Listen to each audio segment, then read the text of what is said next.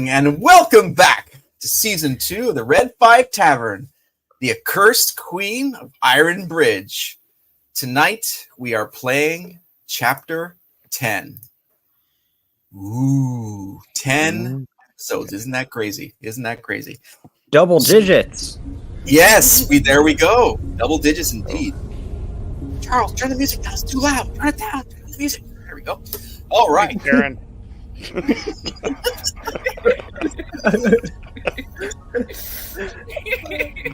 Wow, what are we?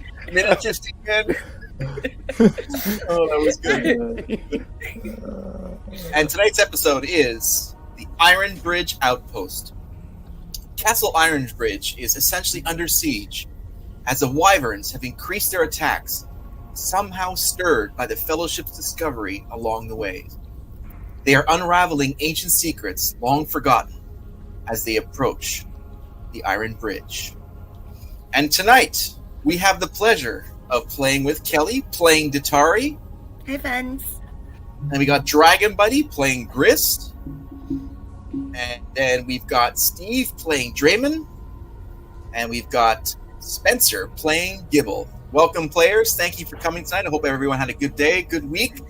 And looking forward to having a good end-of-week session to de-stress and slay beasts, hopefully. Last week, the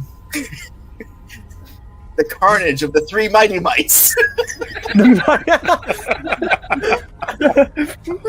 A legendary episode. And may I say that that is also currently the most watched episode since our first episode. So kudos to you.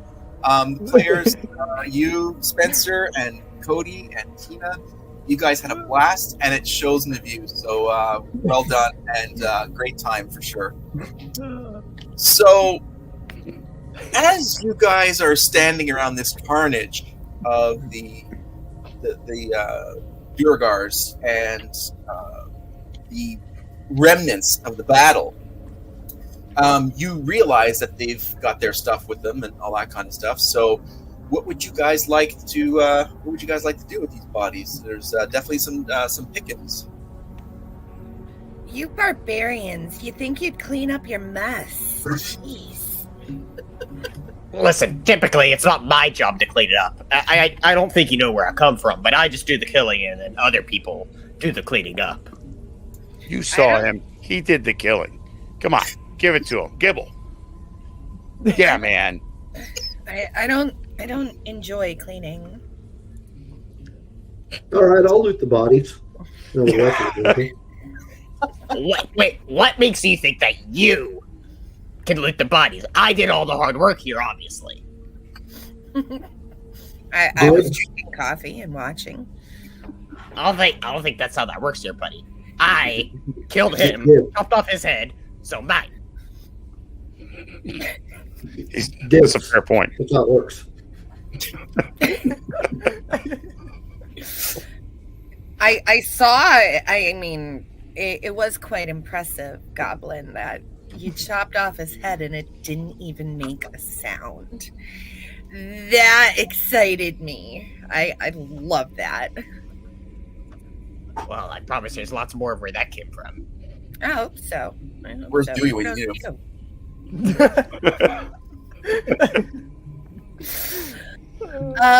Did the barbarians already loot the bodies last episode? No, they have their stuff. They're basically just like huffing and puffing after a somewhat challenging battle with the Durgar. But no, that's you guys can definitely go through them. There's some things in there that we can divvy up. All right, and that kind of thing. So it's up I'm to you. gonna start checking out the bodies then. It's funny seeing Datari looting the bodies last. I don't know. But yeah,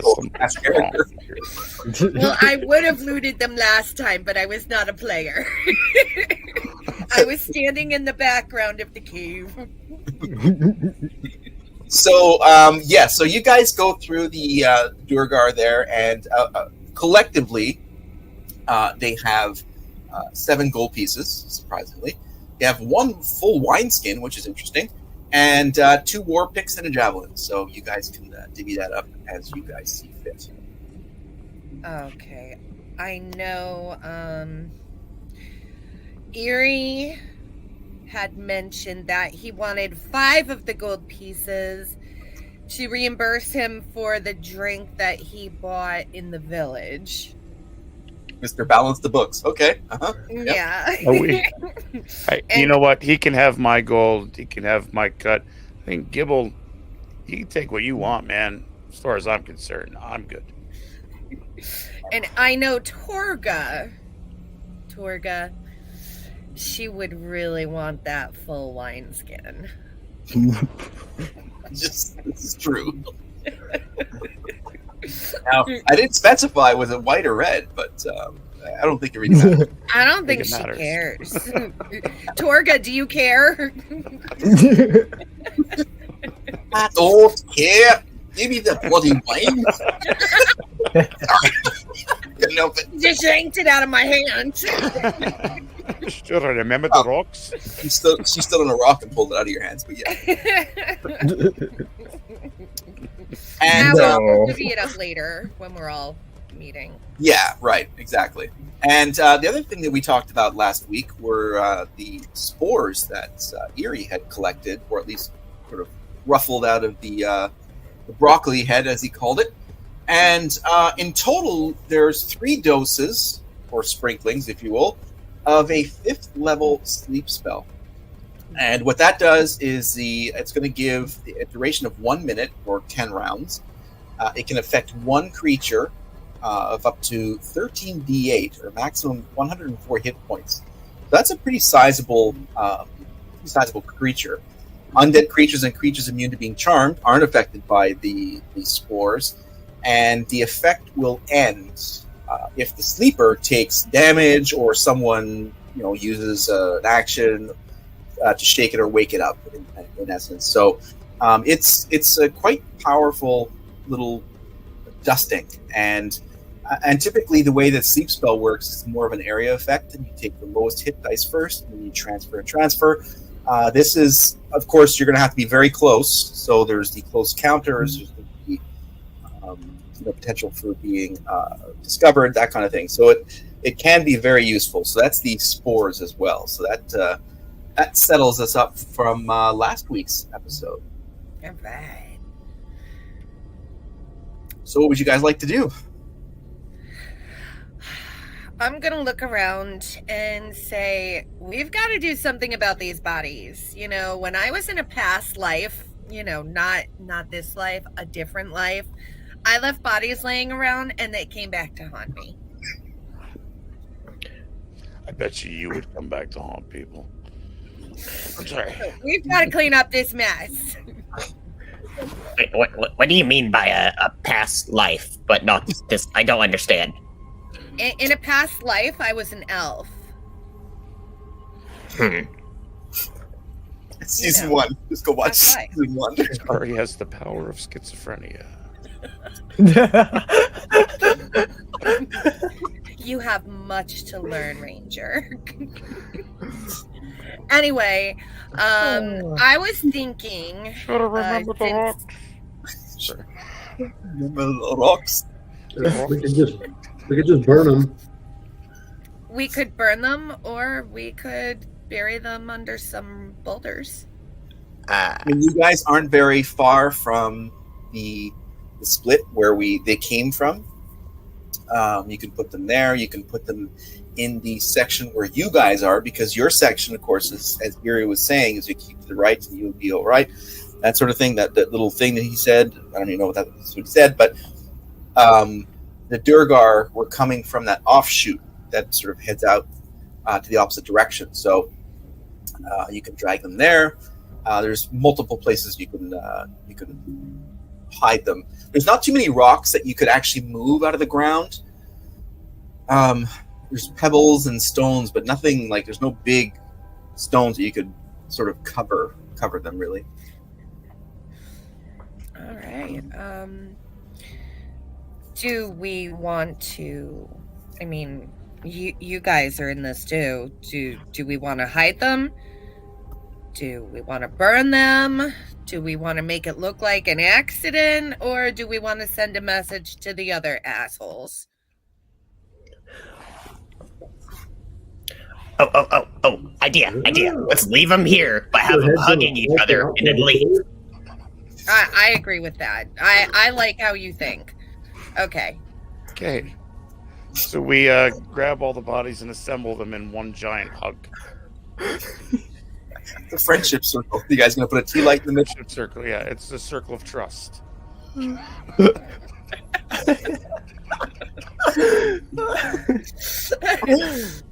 Did we steal their clothes? You tell me. You guys are the ones looting. So They're not going anywhere. So, Man, these guys really smell. the dwarves have really worn off onto Tatiri. The Tario is just channeling the inner Tario. I tell you. Does anybody need their clothes for anything? No? Okay.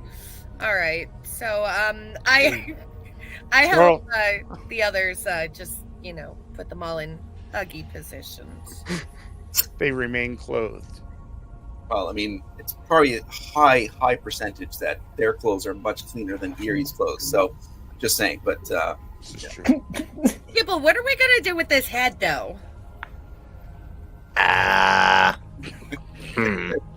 Bend over, I'll show you.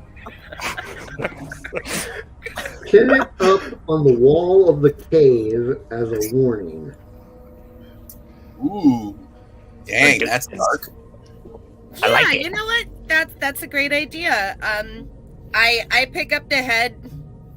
I put his lips into a smile and I put it right on a stalactite. Ooh, oh, dang. But he's smiling. Wow. He's happy. But then when you walk in, they're all hugging. So beware. Love you. Yeah. There's several layers of psychoanalysis going on here. Yeah. He is like an onion. I like it. All right, well, John, you guys do that. You guys sort of set up as a display for almost like a warning that for anybody else, any other Duergars or even the Troglodytes, that's how we pronounce that one, would come through this area. So you do that, and you feel that you're done in this area. So you guys move forward.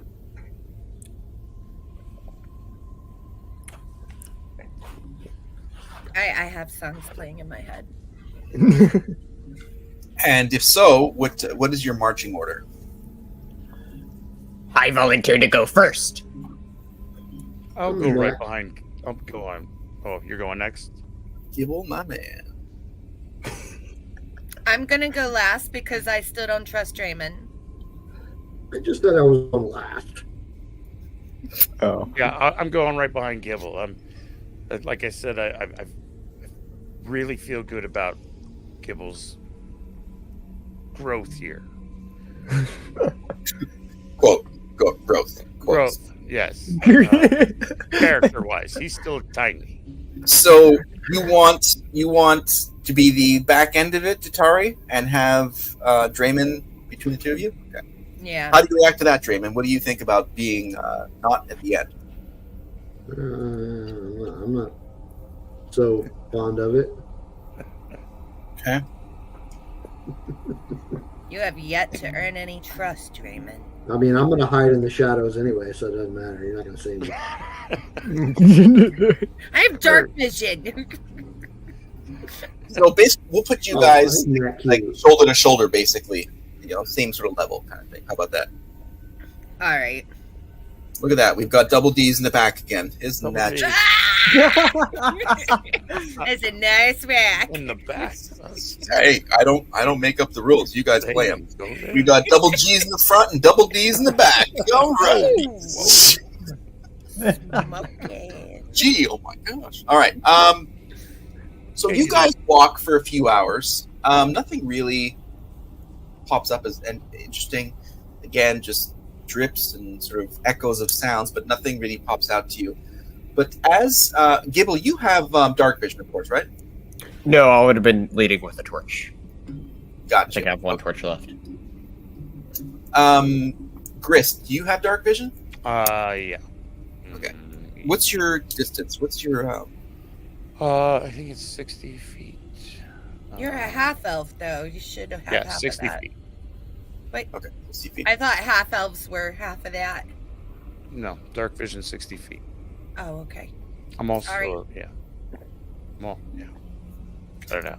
So, Grist, as you're walking and you're sort of right behind Gibble, who's leading the charge here in his glow of his 10-foot torch, you're seeing some stuff coming up, like right at the edge of your distance, 60 to 55 feet. And what you're seeing is more. The floor is more full, put it that way, dirtier. Oh, It's no. less. But the ground, there's nothing else. It's just like the ground seems more cluttered. But you're like now 55 feet away, so you're not close to it. But you're picking up your dark vision is picking up the low light reflections, and in fact, some of the light that's coming from Gibble's torch. In fact, so yeah, so you're seeing something coming up. Kind of sense that it's a more used trail, possibly. Can't tell at this point. You just see Okay. debris of some sort, something that's coming up. blocking your path, or Oh, more no. so than what you're walking around right now. Gotcha. Okay. So I'm gonna relay that to everyone that maybe we should snuff the torch. I'm not sure what I see up ahead, but we don't want to be the beacon coming through. Is anything moving up there? I don't see anything moving. She Just yet. shouts. Yeah, but maybe you're here. I'm gonna just be down here. Sorry. Oh my gosh. Uh, I hope it's not rats. Actually, I don't mind rats. I knew somebody who used to eat rats in a past life. Sounds like a very, very fine character. That's all I can do. yeah. So you snuff out the torch, and at this point, Gibble, you're obviously you don't have dark vision, so maybe like how do you want to approach this? You can't. There's not much you want to do or can do because you just don't have the dark vision. Do you want to cede your place as the lead column and support Grist as you guys move forward, or what do you want to do? Well, you're Congress. If you want to go up front, since you can see better than me, you can. I just don't know how well I can see from behind you since you're bigger than me. Stay close. We might need your axe, and I'll take the lead, and I'll see if I can sneak a little bit ahead, slightly. See if I can scope something out before they see me. Sure. So, okay, what's your? Let me see here. What's your? Give me a stealth check on your dexterity Dexterity. to really slide into the shadows, much like Draven is doing constantly. A dirty 20. There you go. Okay, so you managed to slide into those shadows and following the contour of the side of the cave, and Gibble is like following right like on your six, basically right behind you, and so you sort of inch your way up towards it, and as you get closer, within maybe 30, maybe even 25 feet, because you're not even distance at this point, you can tell what's ahead of you is just debris, like a rot. You see wood, you see rope, you see metal, sheer metal parts, just like as if someone dumped just a bunch of junk in this section of the tunnel. And just ahead of that, you see like a lack of light, something like right at the edge of it, like as if the light just drops, or the minute amount of light that you can see drops in front of these elements, like just trash elements. Darkness. Yeah. Okay. Well, I'm gonna tell Gibble that, kind of describe what I see. That it's looks like a trash yard where they've been dumping,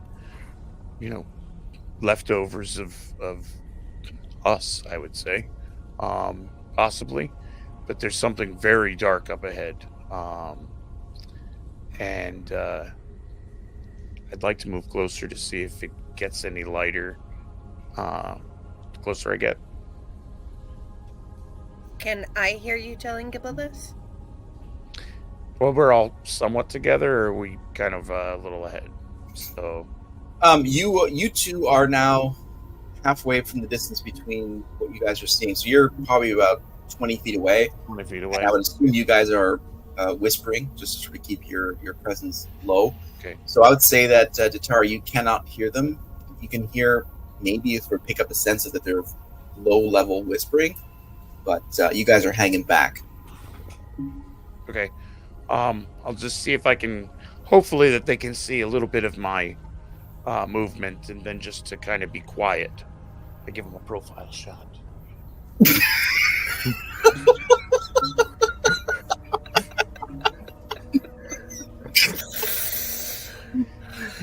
So Datari, you're looking. You have dark vision, right, Datari? Yeah, I have 6. What about you, Draymond? Do you have dark vision? All right. So Yes. both of you, you see, like, you hear, like, and then a distinctive from 20 or 25 feet ahead of you. So you guys get the message that telegraphed from Grist up there. The other thing you notice, Grist, as you slowly inch your way there, there's no movement. Everything's static. It's very much as a moment lost in time, as it were. Can I sense any magic? Maybe do an Arcana check to see if I can sense anything around me. Okay. Roll for Arcana check.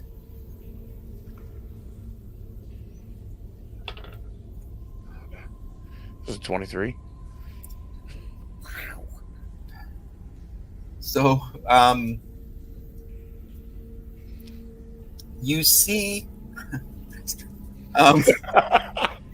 you see ahead of you that there, amongst the debris, there's a glowing element. There's something that is, as you do this Arcana check, and it resonates differently than your dark vision, but it's almost as if like a secondary or tertiary radar. And this element is flat. It's on the ground. It's being covered by stuff, but it's there's a glow that is up there. Okay. Gibble, come with me. And we move towards where I'm following this glowing that I can see. Maybe try to pick up some stuff around it.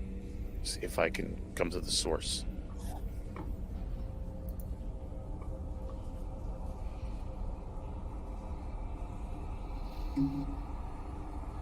So you're following Gibble?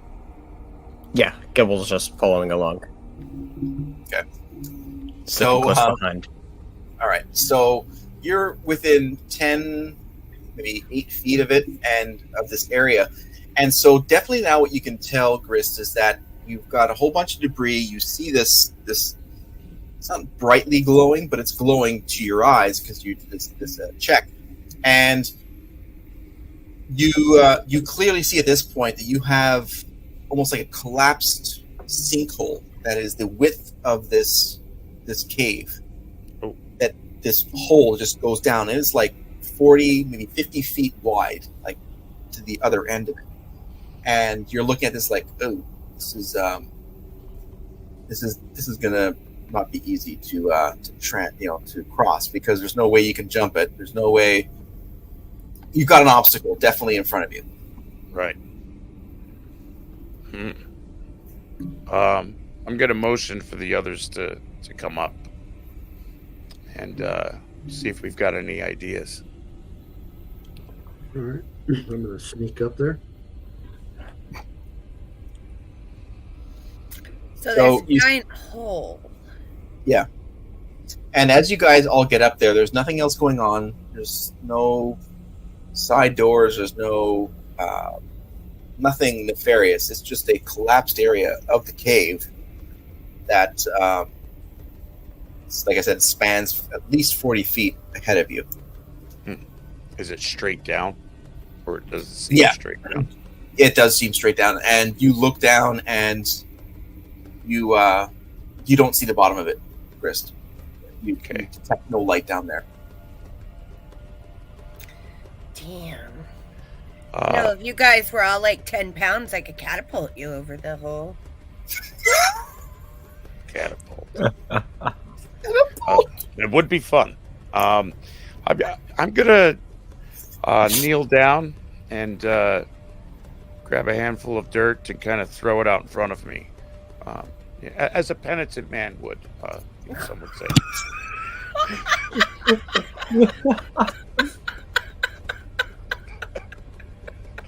Neil! Take the first step on faith.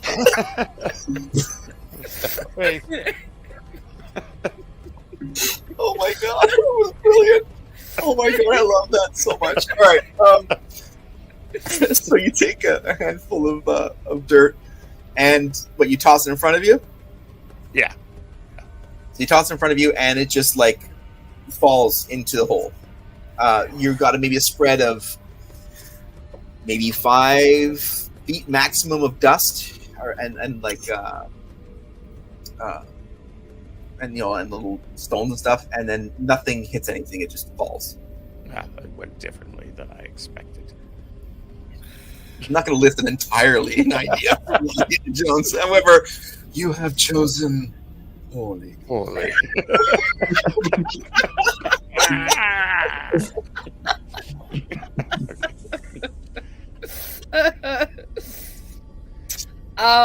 Okay.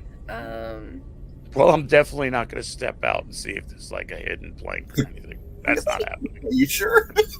Pretty sure. How are we getting over the hole? We need to get over the hole. How big of a hole is it again?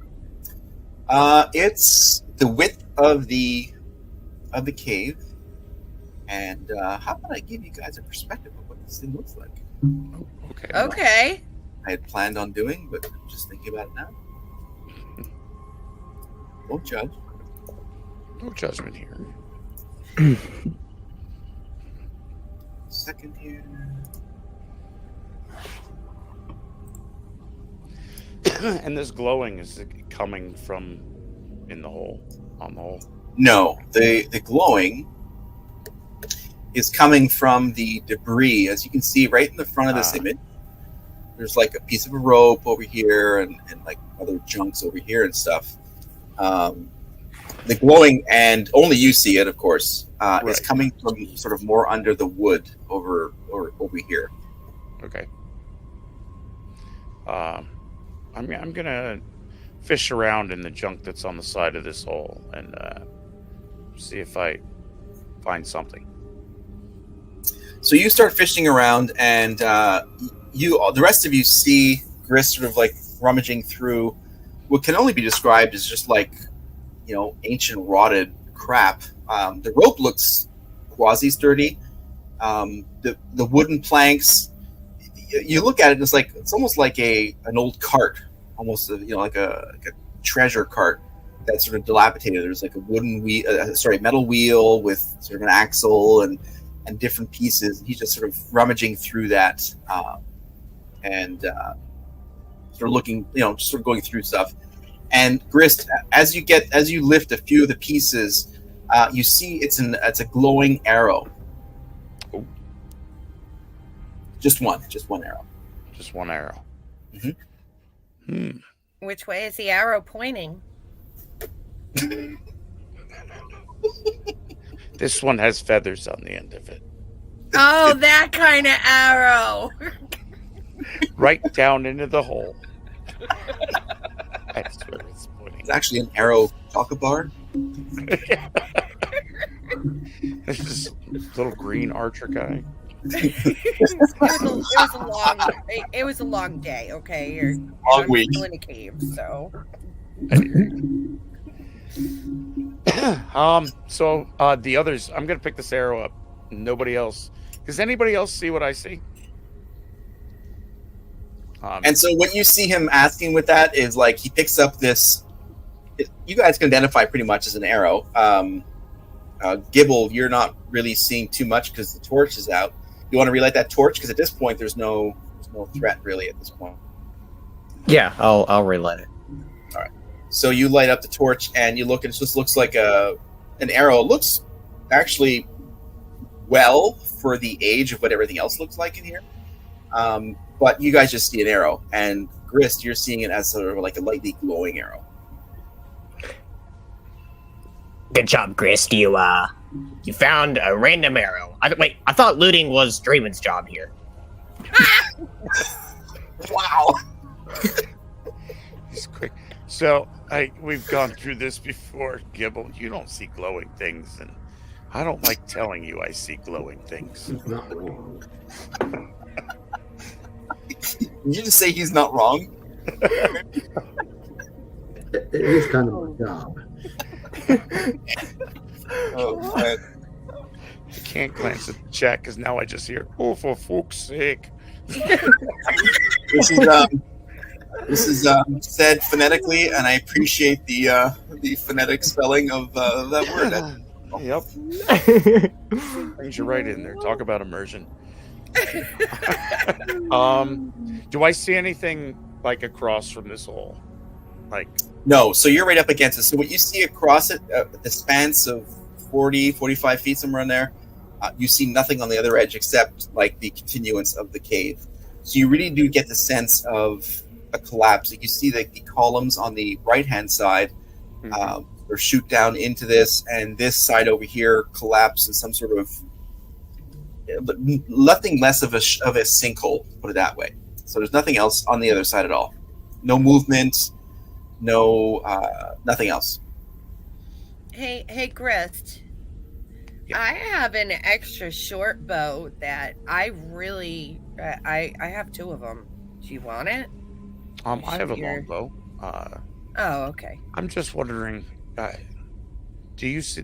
Does anyone else? I'm the only one that sees the glowing. So, Correct. to me, I there's something magical about this item. I'm not sure what it is, but I have a sense that this wasn't just a random arrow sitting here. I'm wondering if maybe we shoot this at something, some crazy switch, or I don't know, but I don't see anything to shoot at.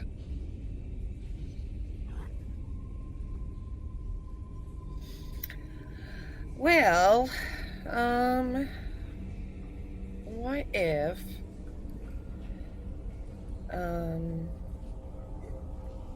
let's see. I can cast, it's a cantrip, minor illusion. My range is 30 feet, and little twinkle lights will light up. Will that help you see a little bit?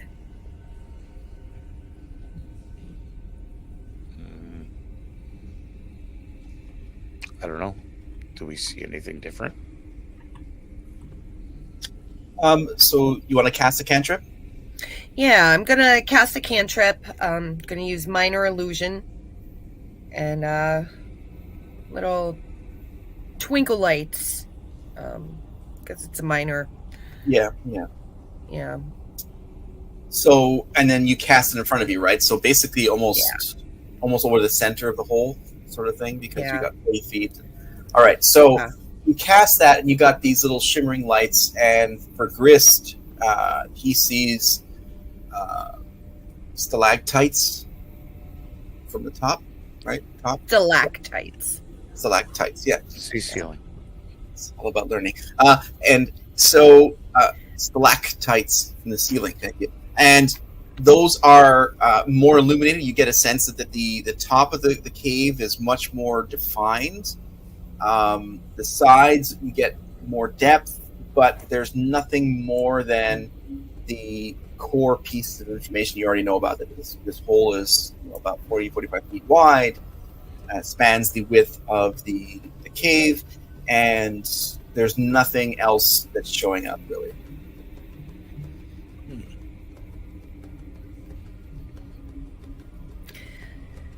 The hole is too big for me to use my quarterstaff and jump over it, right? Well, what's your... I mean, it's wide. You'd have to perform a acrobatic... I have a +2 in acrobatics. Well, what's your movement speed? I want to say, 30. yeah, it's 30 feet. So that's about 10 to 15 feet short. Oh. And so if you want to risk falling for a long time, you. I really want to try it, but I don't want to die. But you can come back as Dotori the Bite. Does anybody have a rope? Do I have a little bit of rope? rope. I have a rope. I have a 50-foot rope. What if I tie myself to a nearby stalagmite and then I try with my acrobatics? And if I fall, I'll be on the rope so they can pull me back up. That's what we're gonna do because you still can't get to the other side. Right. Because Oh, even with Now my you're just acrobatics. hanging from a rope acrobatically. well, your movement speed will determine the speed with which you can pole vault yourself with a quarterstaff. Then we do an acrobatic feat to see if you make it across the hole, and then Yeah. And then cast a catapult on yourself. I can't. I can only do up to 10 pounds right now. Oh. Yeah. what would you tie the other end of the rope to, or have you thought about that yet? To a stalagmite. Oh, stalagmite. Okay. Yeah. You know, the coming up from Yeah. the ground. Yes. Because stalactites come from the ceiling. Stalactites are ceiling, and Fun fact. stalagmites come up from the ground. Look, we're about learning here. I don't know if everyone gets this, but it's Dungeons and Dragons. It's almost It's science. So, okay. Yeah, so what do you guys do? Can I try? Or no? It's just You can never try gonna- anything. You can try anything you want. There's also a rope down at the. There's a rope amongst the debris here that we found. Right. But I your do rope, have a 50-foot rope, so yeah, if and I your can- 50-foot rope looks significantly better than the one that's sitting on the ground. So I can guarantee you that. Okay. Somebody pick up the rope, see if it's connected to anything. Gibble will mess around with it and try to reel it in, I guess, see if there's anything attached to it at all. There's nothing attached to it. It's 30 foot long, so it's shorter than Datari's rope. But it definitely looks like it's aged. But it's, if you pull on it like the old standard rope pull, it's definitely a useful piece of rope that hasn't deteriorated that much. Is either end connected to anything? No, it's as if it was strewn here. It was like maybe part of a cart and just left there for nothing.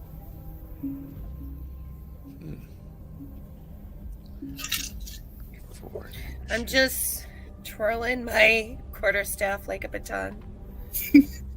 Well, you can go ahead and you can tie it to a stalagmite, and one end. There's one right near the edge of the hole on the left hand side. Okay. Well, you've got 50 feet of rope. Yeah. Tie it to a stalagmite. Yeah. Take my arrow, see if we can jam it into the wall on the other side. Like walking a tightrope? Maybe we could send Kibble over. I don't think that's. I don't know if me and the rope go together. I say that out loud, did I? That was the outside voice. Sorry on that one. Stupid brain.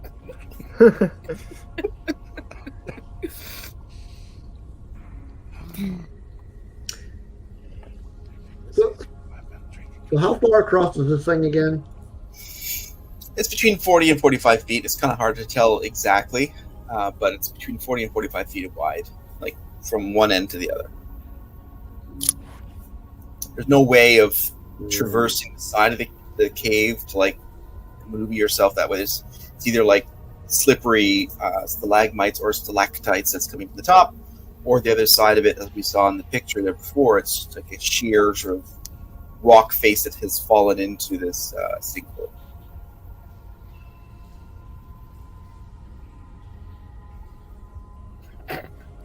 You guys want to turn around and go the other way?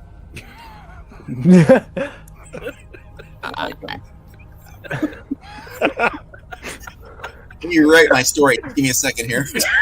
I thought the 23 was bad.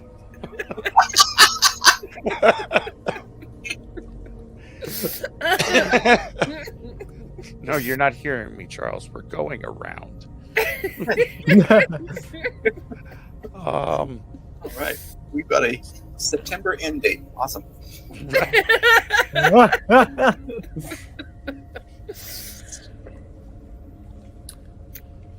Well, I definitely feel like that your arrow, Grist, we should tie a longer rope to it. I also have a long rope in my bag. So either of us could use our ropes, and I don't know. I guess you could fire it somewhere. Shoot it over across and see what happens, and we can pull it back if it does nothing. Yeah. We can Good also idea. tie this other rope to it as well, so it can like reach like more. Hunter, Gibble doesn't do math, so I don't know. more. Good call, Gibble. So we take all the rope and make more rope. Tie it to my arrow. All right. So you guys, Dude, we just braided it. We just braided all of our ropes to make it nice and strong. are doing a prison break with bed sheets, essentially. Prison Okay. break, So yes, exactly. So you guys Right. take this well, seemingly for everybody else, this regular arrow that Grist is very excited about. And Yeah. Grist, this thing is glowing. And you tie, what, now 3 sections of rope to it, basically? You got the one that was from the ground, we got Tatari's rope, and you've got Gibble's rope, right? So, what, you got, how much, 100 at least 100 feet? Okay. Where are you aiming this rope to? The first Or the shot, arrow? I'm just going to go straight across. But if it goes straight across, it's not going to go into a wall. If you stand on one side of the hole, though, and shoot it at a diagonal, maybe that arrow will stick into the The cave wall. lightest guy here already, de-volunteered. Because I said it too loud.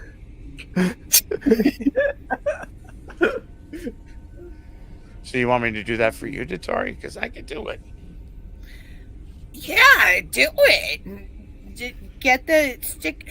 I mean, if it really is a magic arrow, then it might stick into the cave wall, and then I'll tightrope across it. Okay, we'll go that with the first shot. I look at the arrow and it says Patriot on it, and I feel good about the next shot.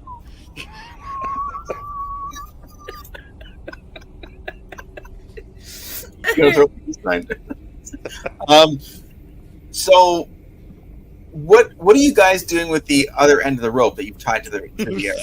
Oh no, it's tied around Gibble. Ah! Crisscross.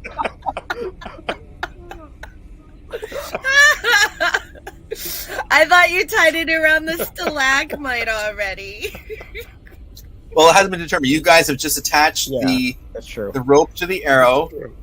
I didn't want to let you let that fly without you guys thinking about this, because Oh, it'd be like a Monty Python moment. It's like,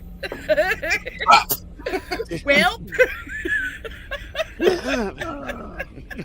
I asked Atari to, conjure a meat blanket, and when he's not looking, And Gibble falls asleep. Great. So you've taken out. but he does have a rope tied around him. Hey, Gibble, wake up.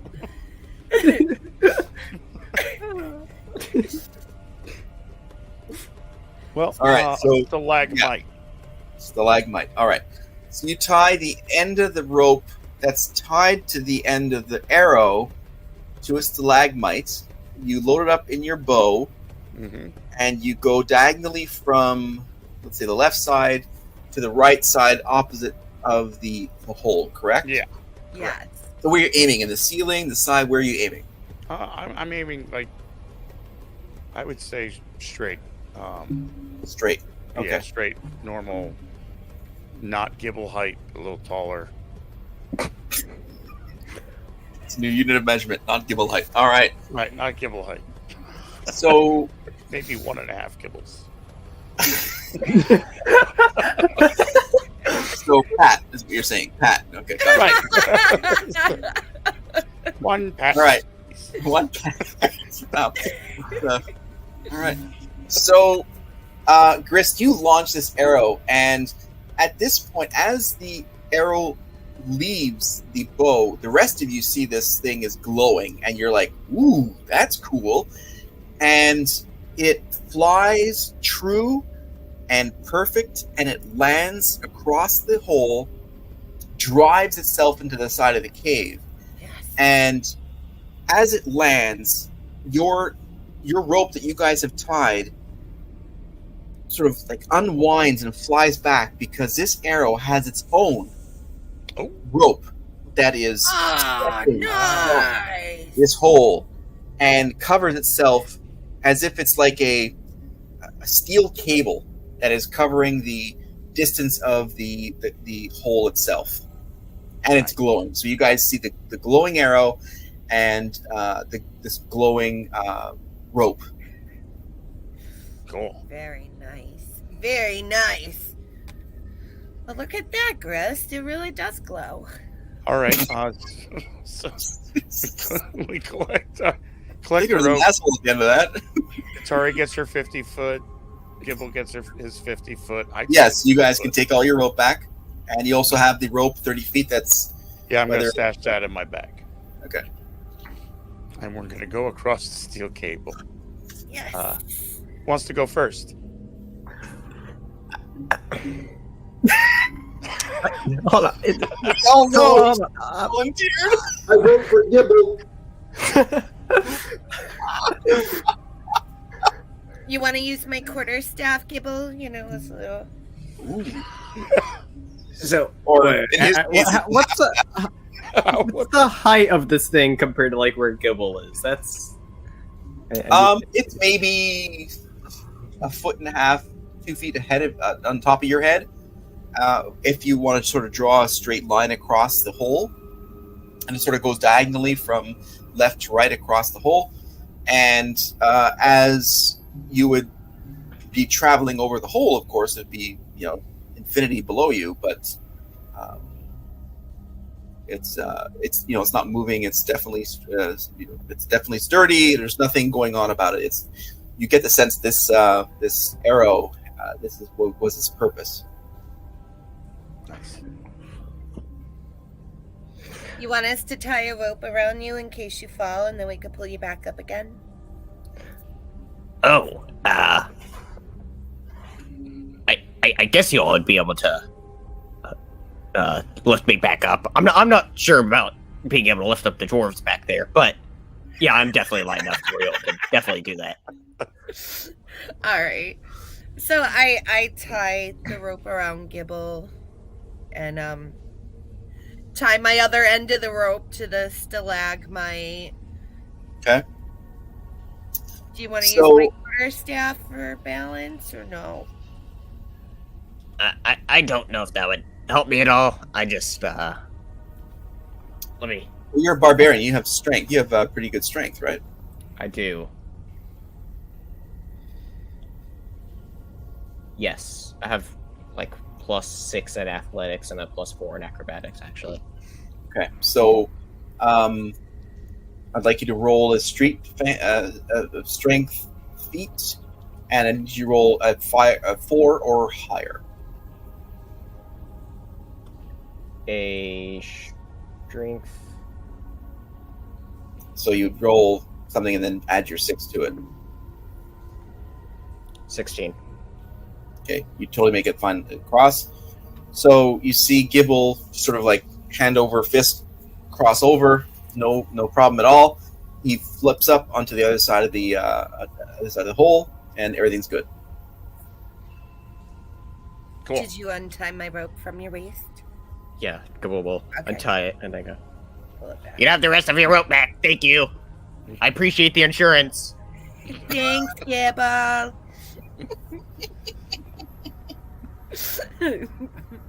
Who's next?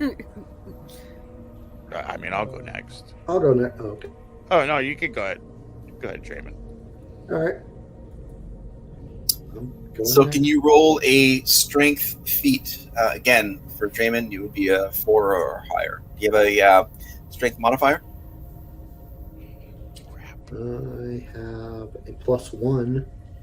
Okay. So what am I rolling? A D20. Just a... Okay. Yeah. I got a 4. and what's your modifier? +1. So, Draymond seems to struggle as he's crossing over the hole, but he makes it just enough with a feat of strength. And damn, if there wasn't a shadow that he could have hidden into there, that would have been great. But you managed to pull yourself up and roll over and get over that lip, and you were across the chasm, as it were. Whew. So, Draymond, I guess you've never been rock climbing, huh? Because you struggled a lot.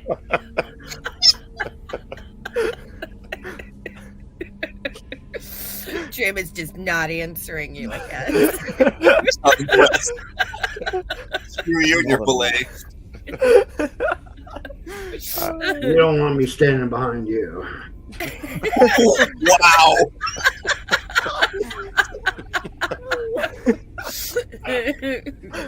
Yikes. Sorry, do you want to go next?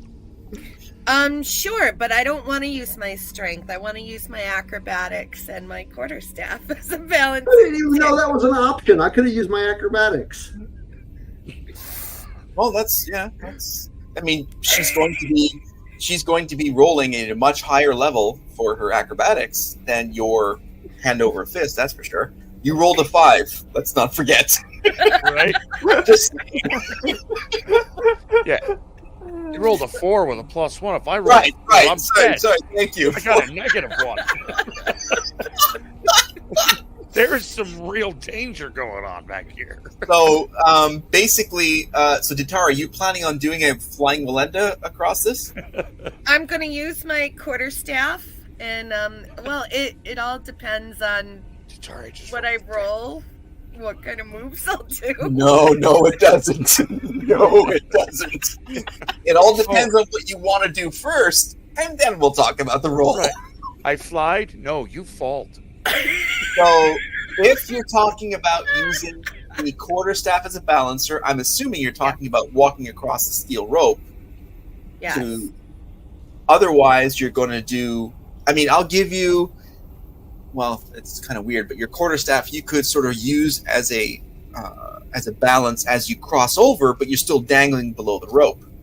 That would still qualify for the low end feet roll. But if you're going to try and walk the metal wire, you're going to have a much higher roll to try and get above. Oh man, that's so. I mean, I've got a there's only so many negative people that can walk over a hole and not fall. So I think I'm playing this fairly. So Yeah. I've got a -1 in strength, Yeah, but I me have too. a +2 in acrobatics. You just roll for strength. And don't forget, you have the rope tied to you as a safety. So you're all Right. doing We're safety. doing the safety. rope thing. Okay, I do have my rope tied to me, and Grist, I got you. if anything should happen. If you were to happen to, I don't know, roll a die and got some weird number, I will get you. Okay. You want to bequeath your coffee beans first or after? Ooh, can I get the coffee? Oh. In fact, can I hold the coffee while you go? No, nobody holds my Nobody holds I'll my hold the sack. Okay, it's my sack. Nobody touches That's my what he sack. said. All right. Okay, I'm gonna tightrope walk the metal. Okay. So that is going to be. Give me a second here.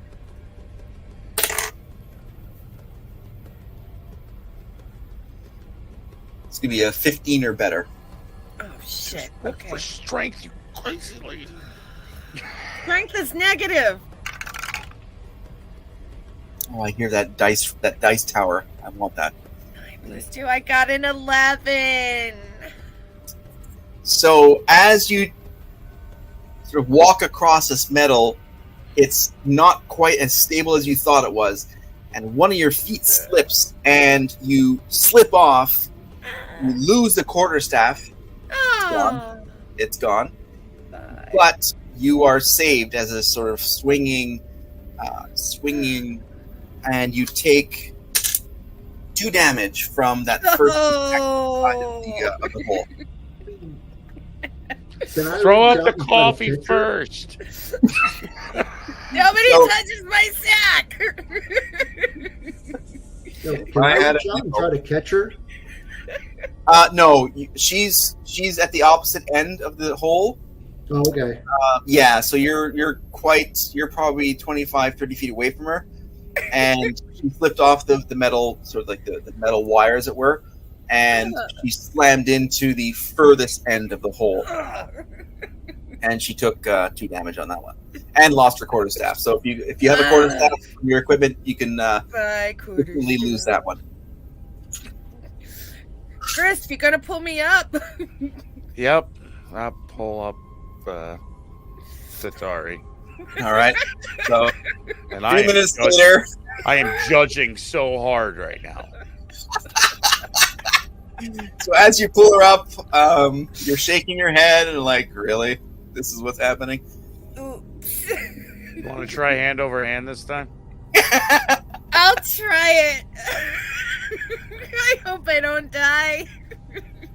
You'll pull me up if I lose my grip, right? Do I have a choice at this point? No, you don't. I didn't think so. Okay. But yes. So, and we're not using that die anymore. Okay. We'll try for the hand over hand. And I got a 13. Thank I God. was gonna This- say, you Oh my rolled God. again. No, this was supposed to prove that your silly little acrobatics was ridiculous. Okay, I got a you make 13 it for across. hand over hand. You Hey, make it across. Thank Dear God. Lord. can somebody tie me off on that side? Yeah. Like I still have it tied to my waist, so I shout, "Untie it from the stalagmite!" No, I've already got it now because I resigned myself to the fact that I'd probably have to pull you up again. Oh, okay. Tie it to your waist. So I roll a 6 with a -1. I got a 5. Oh my God. Jesus. Ooh. He said real danger going on over here. And because I have negative strength, I tie my end of it to another stalagmite. So, thankfully, you guys, That was way harder. you make it across. Finally! It took us an hour to get across this damn hole. 8 holes. One hole. Freaking hole! So, congratulations, you guys make that across, and so what do you guys want to do with the ropes and stuff? Like you want to sort of repackage them and keep them as you were talking about before? I would like to take my rope back. Yes. Will the arrow come out of the wall? It will not. That's what I thought. Okay. Good arrow. Bye, quarters. And as you, the quarterstaff is still falling. And Gris, as you guys cross over, you feel the glow of that arrow ebbing, and realizing that it was probably a good thing that you guys made haste to get across. And you get a sense that this hole or this sinkhole has been here for a while, and this arrow solution has been a way of crossing it for quite some time, because as you deduced quite well, the Arcana check was not what I expected. It was a known thing to do to get across this tunnel. So well done on that. I'm going to give you a point of inspiration for that, because that was phenomenal. Thank you. Nice. So you guys are across the hole, and you guys keep walking, and I'm going to share my screen. Something fancy.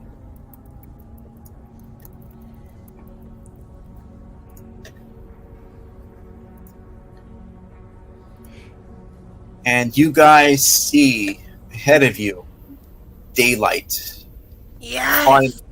from this cavern. And as you walk, and Grist, you're seeing more detail. You're seeing, again, very similar sort of rubbish that you saw originally. It's been, wood and maybe some wheels from carts. But Gibble, you're also seeing this, and everyone else is seeing it because it's being backlit. You definitely get a sense of the end of this cave, especially with that bright light at the end of it, and much more debris in the front area there as you guys are walking up towards it. Is this debris moving? Nothing you can see. No, it's all static, just like you saw at the hole. Good. I'm just kind of, as we're heading out towards the light, kind of lightly going through it, kicking some stuff around, maybe just seeing if there's anything of use within. Not really. It's quite rotten to a certain degree. It's much like the stuff you guys saw. There's not much useful. In fact, this seems more exposed to the moisture and the heat and the cold from the hole outside of the cave. So there's more rot here than there was at that hole a couple hours back. Gotcha. So what's the marching order? Who's in front? What's the order here? You know what we should do, guys? Let's make Draymond go first here. Oh no, that's not going to happen. Wow. He's over against the wall like this. How can they see me?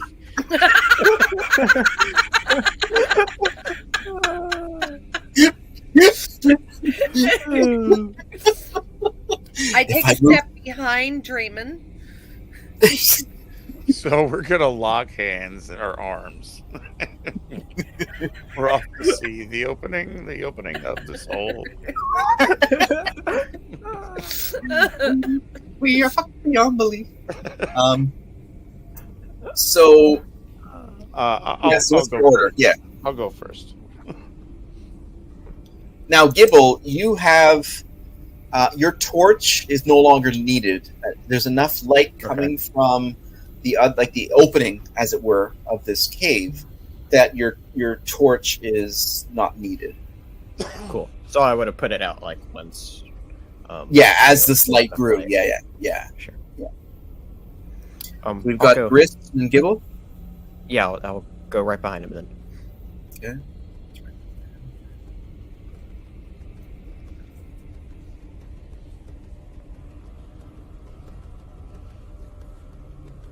Then we've got Datari, and then we've got Draymond, right? Side by side sort of thing that we're keeping an eye on them. Yes. So as you guys walk towards the opening, Grist, I'd like you to make a perception roll, please. All augmentations or negatives, as it were. 19. Okay, so, all right. Well, so you guys are walking, and among the debris on the left-hand side, you see like sort of remnants of a cart. But the remnants of this cart seem to be slightly moving. And it's about 15 feet away from you. Unnaturally, I'm saying. It's almost as if it's covered by something. It's trying to be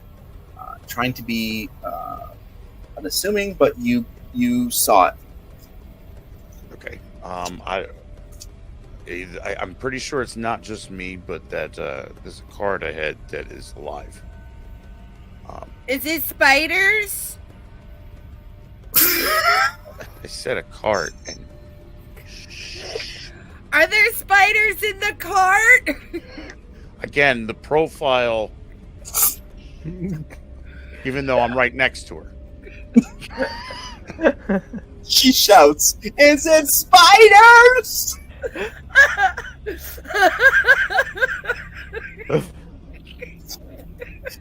Okay, we'll just put this side down. Oh, Lord. Draymond, they can see you now because of the dark. No longer hidden anywhere.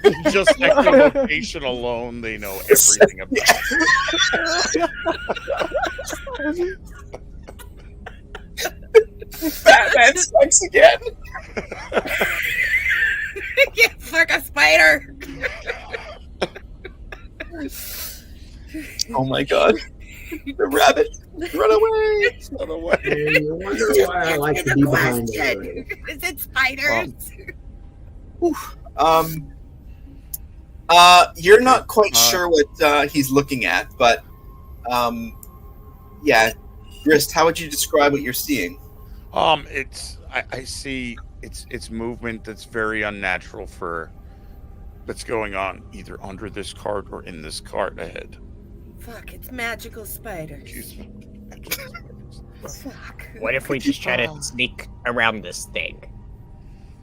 Okay. That being said, I have terrible sneaking. You see, I got this big, gladiatorial armor on here. You know, it ain't gonna cut well for sneaking, but like, I could definitely try. Meanwhile, Draymond's already outside the cave. Definitely try that, because what Grist is at least indicating is that this item is over towards the left-hand side of the cave, and you guys could definitely try and apply your sneak to the right-hand side and see if you guys can get around without a stealth. Well, you use your stealth roll, dexterity stealth, to see if you guys can get around it without instigating anything. All right. Before we sneak around it, I'd like to maybe use a cantrip to I think it's 30 feet. So, all right. We're about how far away from the this cart? Well, it's on one side of it, so this thing is about, depending on where you are, 10 to 15 feet wide. Okay. I'm going to cast a sound using thaumaturgy to the side of this cart, the squeaking of a rat trying to scoot past. Okay. Second.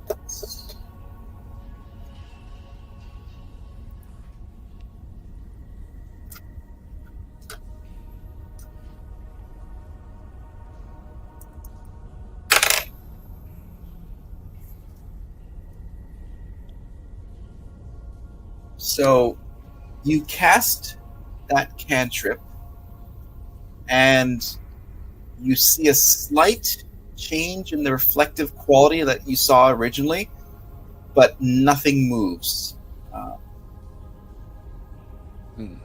Yeah, that's as far as I'll go with that one. Okay. Okay, I would say it's twitch. You saw twitch in this unnatural view. If you guys could all actually, now that you're all sort of together at this point, can you all roll a perception? Yeah. Oh, jeez. Oh wow. Hold on. I got a 6.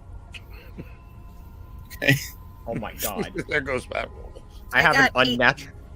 Oh, go ahead. 18. Dirty Okay. 20. You're a D20? Okay.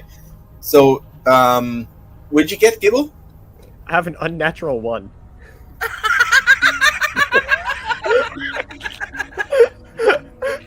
Okay, well, Ew. you didn't say natty one, so we're not going to go down that road. I love it.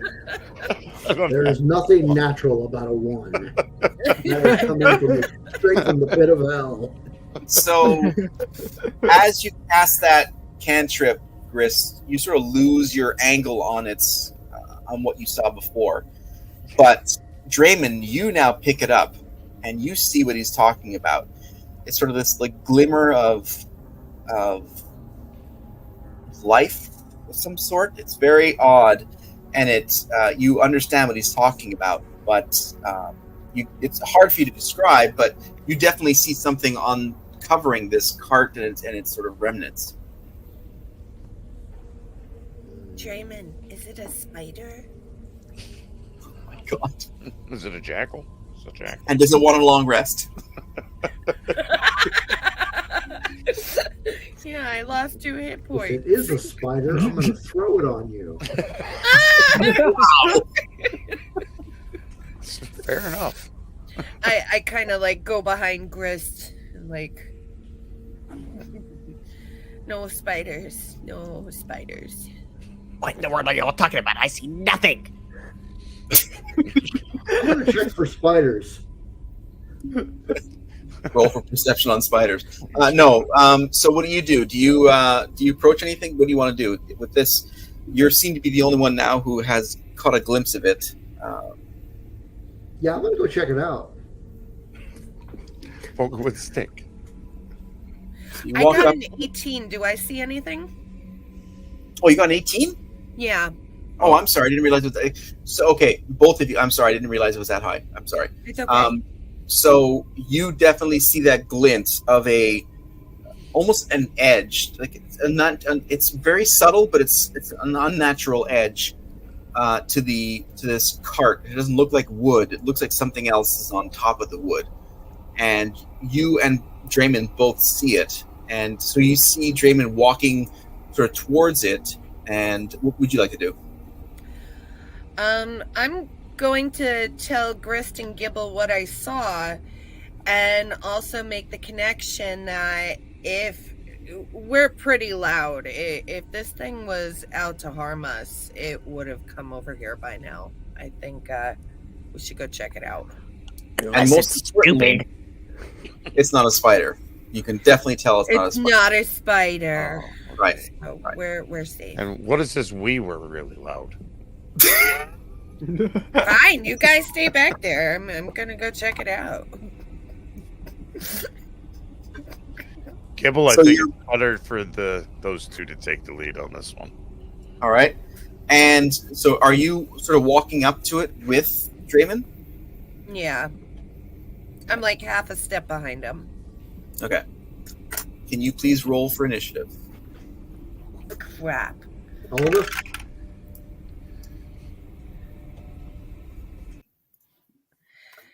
I got an 8. Okay. 23. Dear Lord.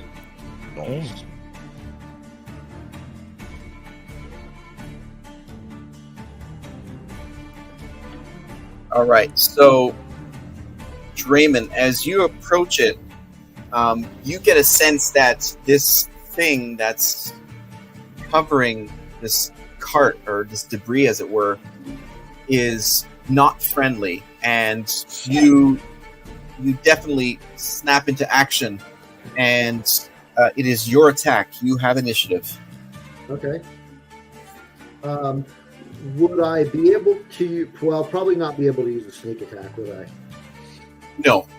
Okay. That's all right. Well, I still have 2 attacks, so I'm gonna take my first hit with my rapier.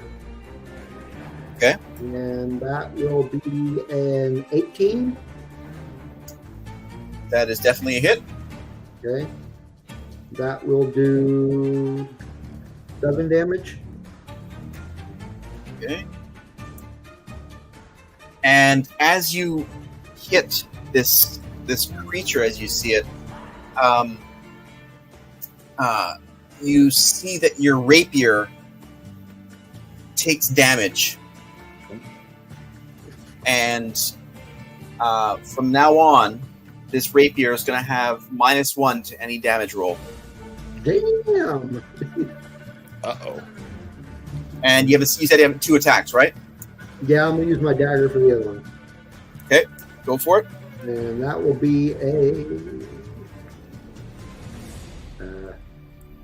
17. That is a hit. And that will be also for 7. Nice. Okay. And that also is now -1 on damage. No! And the creature that is covering this part reveals itself. And I'm going to do a 1 to 3 and 4 to 6 for either of you. 1 to 3 being Draymond. And Draymond, it lunges at you. And it rolls 7. Yeah, that's a hit. You're muted. You're muted.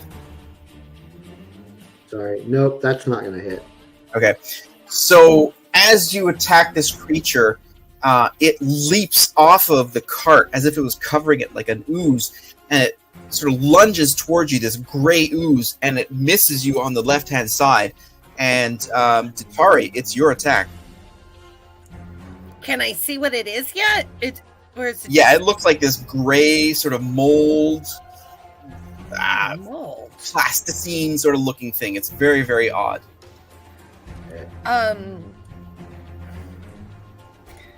Okay, so it's gray mold. I'm gonna try to burn it. I'm gonna cast Burning Hands. Okay. Let's see if I hit it.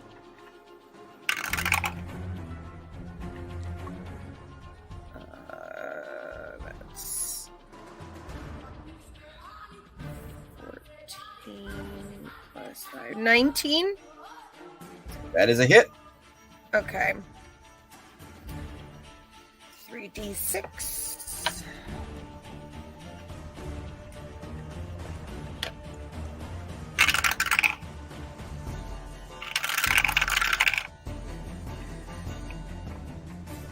That is 8 points damage. And you deal a death blow at Nice. half damage because of its immunity. You take out this gray ooze with this fiery ball, and it falls to the ground. Fantastic! Wow! Oh, thank God! I just lit it on fire. Nice And that was ball. half damage too. That was that was amazing. Nice. Give me a quick second. I'll be right back. Just give me a quick Yeah. second. Yep. You got it. Nice balls. Thanks. So how about that hole? Yo, Eerie, did you get out of the hole yet? I think he ate some of his belly button shrooms and he's still staring into it. Oh, jeez. I believe it. The dwarves are hitting vodka and wine back there.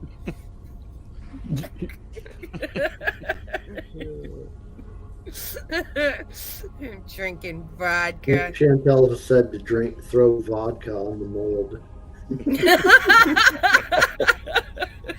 Should have just had Eerie breathe on it. Light his breath.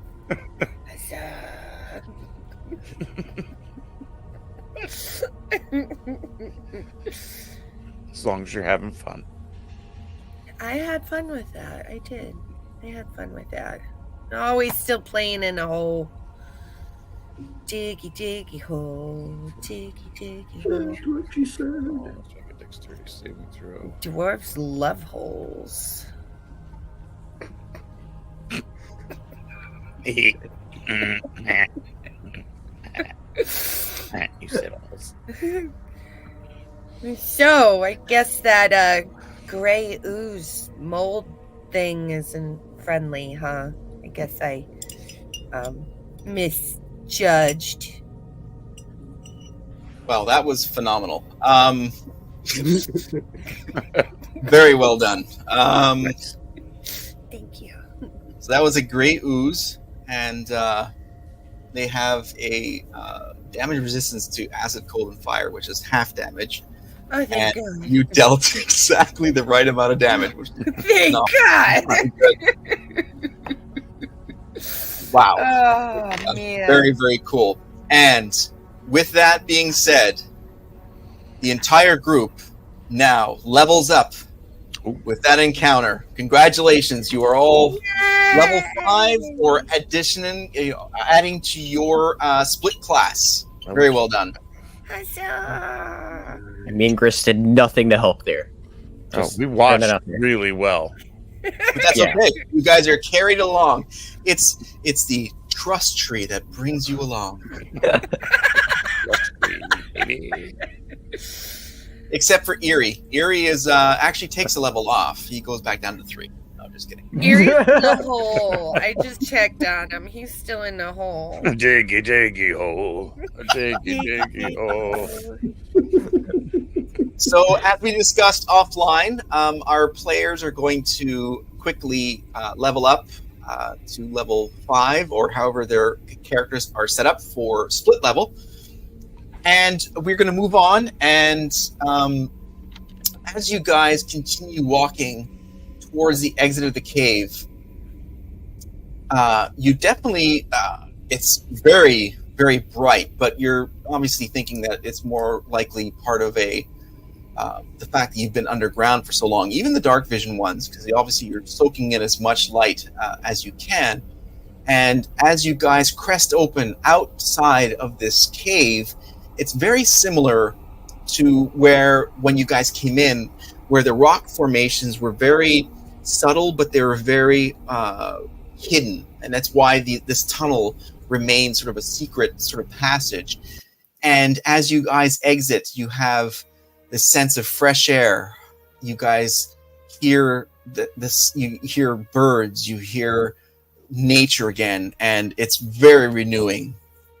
And So bright. finally, you hear some normalcy as you guys have trekked through this tunnel system that Eerie had helped you guys find.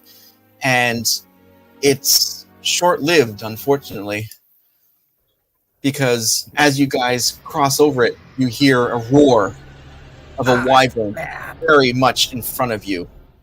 Oh. And Oh, crap. with that, we're going to take a quick Castle Iron Bridge interlude. And we fly back to the castle, and we see Axor, who is speaking to Make. He says, Leora asked me to bring her the Wyvern's rest. And Make says, the what now?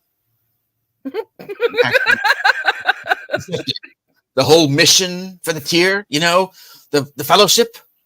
And Make says, oh, right. Yes, got it, yes. What about it? And Axor just shakes his head and says, she wants it. It's been safe in the hold for centuries. Why take it out now? And Make replies with, doesn't she need it for releasing the queen from the curse? And Axor replies with, no, that's the problem. She only needs the tear, which, by the way, the fellowship is apparently on the way back with. And Make says, wow, that's great. They aren't dead. They made it here quickly, though, because 5 days they've made it to Tar Island, and they're coming on the way back. And Axel replies, "Yes, I presume so. Bristwin said that the increased wyvern attacks in the past day or so are them reacting to the tier being out in the open." And Make replies with, "Well, that's fascinating. So you got a raven from Iron Bridge Outpost then?" And Axor just stares at him, like shaking his head. "No, we haven't heard from them for weeks. What raven?" And Make said, "Before I left the Fellowship, I sent a raven instructing them to send one here to Castle Ironbridge once the Fellowship arrived at Ironbridge Outpost." And then Axor looks at him and puts his hand on his shoulder. "Make, my man, that's why I like you. Always thinking ahead." And Make replies to him, "Well, someone has to." And Axor just shakes his head and just, my God. He says, "I need you to head to the library and use that big brain of yours." And he taps him on the forehead.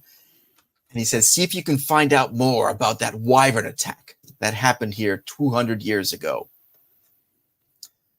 And with that, we come back towards the opening of the area within the Berserker Wood.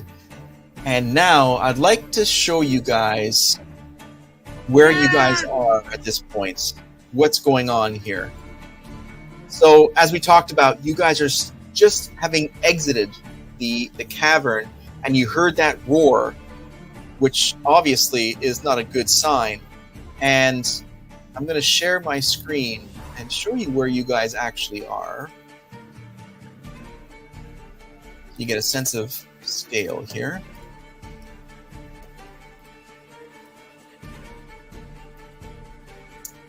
And let's just take a moment here to see where we've come from. This is where we started 10 episodes, or 20 or so hours ago. Castle Ironbridge, all the way up here. And we've made it through all the way to Balgar Point and the Seat of St. John. And here we are right here at the Durgar Tunnel exit in the Berserker Woodland, just as Eerie had promised. Close, somewhere an hour or so, close, not close, we're not quite sure, but Ironbridge Outpost is somewhere near. And as you guys come out of this cave, you are presented with a wyvern munching down on what looks to be a royal guard. Oh. The royal guard is missing both its arms, one of its legs, and this thing is just having a little snack. And as it's eating, it slowly stops or slows its chewing, and it sort of puts its head up towards the sky and sort of huffs, sort of see, like, and then it drops the body, because that's all it is right now, or a husk, or a carcass at this point, just like it's nothing quite interesting except a bloodied mess, and slowly turns its head towards this rocky formation that you guys are just at the cusp of. Now, all of you are basically on the same level. You guys just sort of came out of this thing, and what would you like to do? It doesn't necessarily see you, but it senses something. Well, guys, who's gonna kill it in the best kind of way? I've got my bow and arrow. I'd like to take a shot at it. Okay. So roll. In this case, you will have advantage because you are hidden, and basically it's like a sneak attack. It's not a proximity attack, of course, for your character, which would be devastatingly damaging. But you will definitely get an advantage roll. So I won't get sneak attack? Well, sneak attack. I think as a rogue, you have to be within 5 feet, don't you? That's a good question. think that's what it is. Like, so I you get believe that's how it works. Is that it only applies to close damage? Yeah, I've got to be within 5 feet. Okay, damn. Okay, that's all right. All right, I'm shooting my bow. All right, you got an advantage, so you take the better of 2 rolls. Okay, my first one was an 18, That is a hit. and my second one is okay. I'll take the 18. Good stand. Don't mutter that the other one may or may not have been in that one. No. My damage is 11 on that one. Dang. And I've got another attack. So that one is going to be a 26. I'll just go ahead and take that one. Yeah. Let me check. Wait a second. Not bad. Yeah, that's a hit. Okay.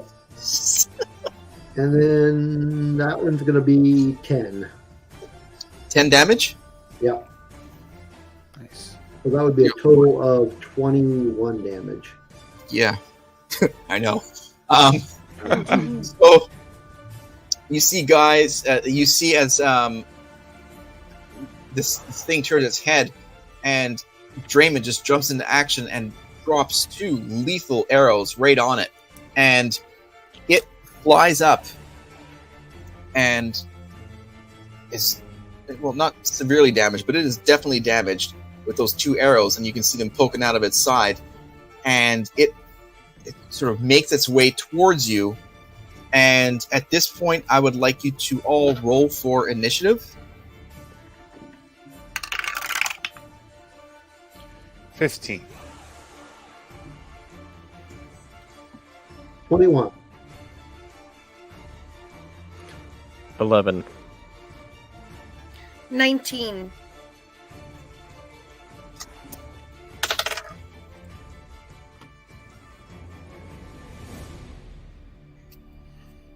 All right.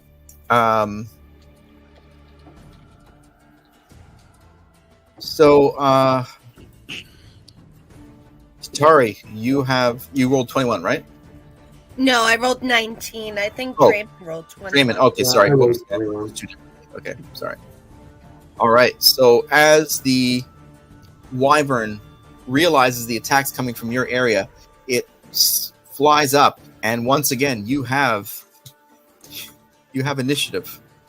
Aww. Poor Wyvern. Get some. All right. My first attack is going to be a 21 That's a hit. for 7 damage. Okay. And then a 24 Dear Lord. or Dice are nice to you tonight. for 6. So the one-man show, Draymond. Well over there. You guys are just sitting Team back effort. with your ties apparently at the pool. Draymond drops the Wyvern from the air to the ground at death's door. It can't fly, it can't attack. And at this point, it Go is get him! Tari, literally, it's your attack. Okay. And you get advantage, by the way, because it's not moving. All right. I'm gonna try to. You know, let's change it up. Let's try a ray of sickness. Okay. And first roll was a 4. We're rolling again. Second roll 9 and 6, 15. That is a hit. Exactly a hit. All right. Thank God we had advantage. Yep. And that's 3d8s. Is it 3? Yeah, 3d8s.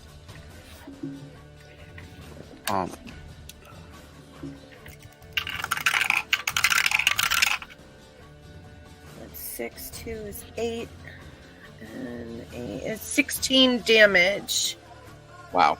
Yeah, you That destroy Ribbon. this you destroy this. Sickening ray of Yeah. energy Yes. lashes out towards the creature within range. And it is destroyed.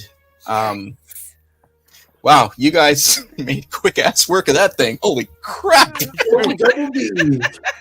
The ooze took longer. How did that work? I don't know. It took us an hour to get over a hole, but damn it, we A could giant drop a hole wyvern. is a greater threat. Fucking holes. Took us an hour to get over a hole.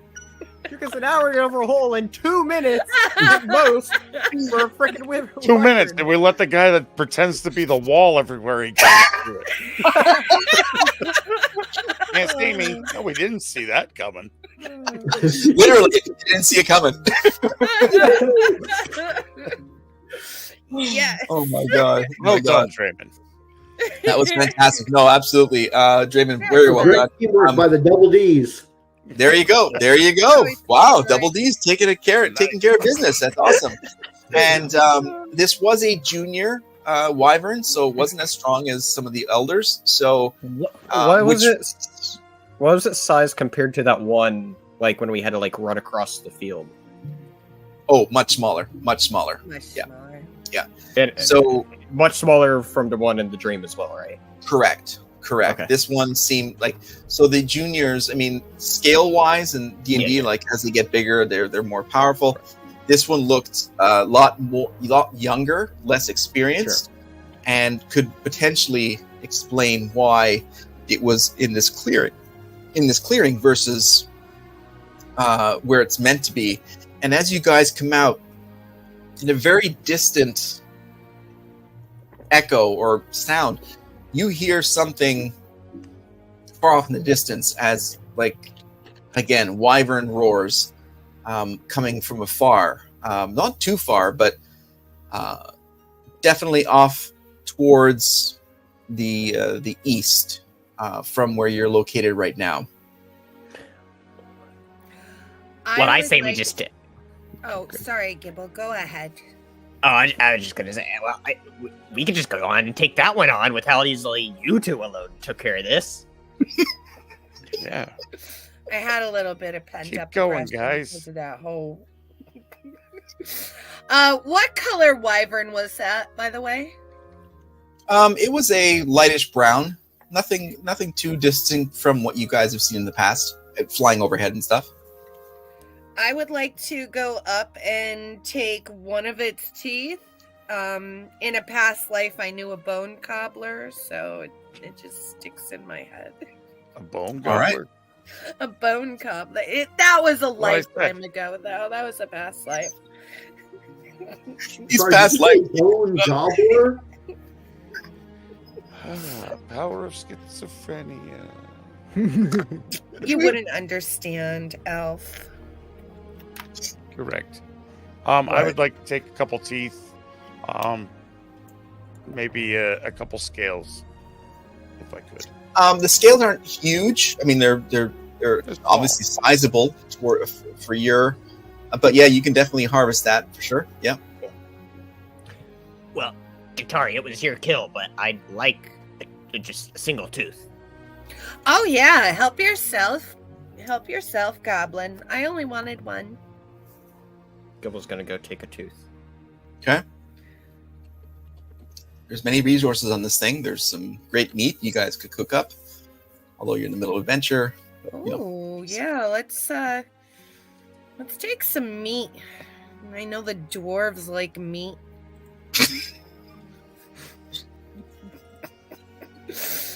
I start, does anybody want the skin? Anybody? It's only a baby wyvern. Can I take some of the poison from its stinger? From its stinger? Is it a bee? Wyverns usually have a stinger, a poison stinger. Oh, do they?